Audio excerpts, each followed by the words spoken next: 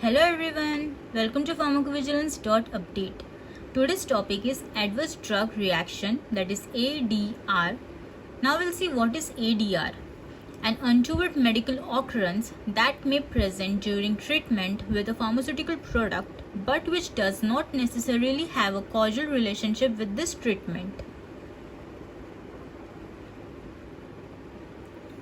There are three factors used for classifying ADRs. These are dose, time, and susceptibility.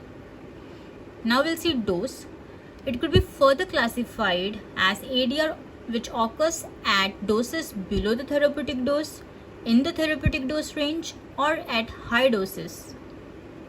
Time. It could be further classified as with the first dose, early or after a latency period, or with long-term treatment, on stopping treatment, or delayed. Susceptibility, it could be further classified in accordance with genetics, age, gender, physiological state, exogenous drugs or foods, diseases, etc.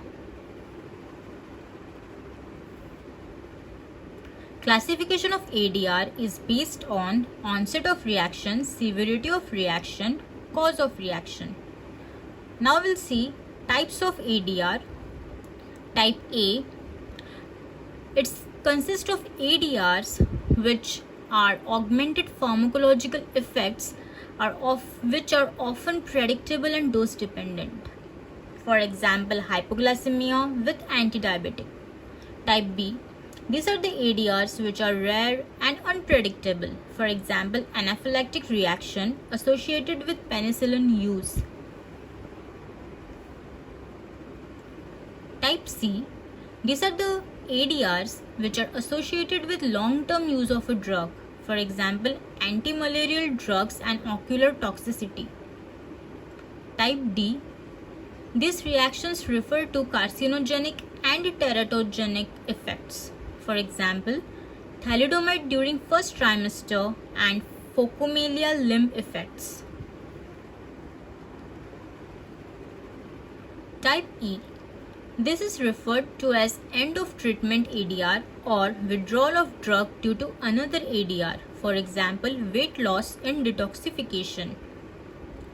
Type F. This may be dose related or caused by drug interaction, for example, quinine resistance and malaria.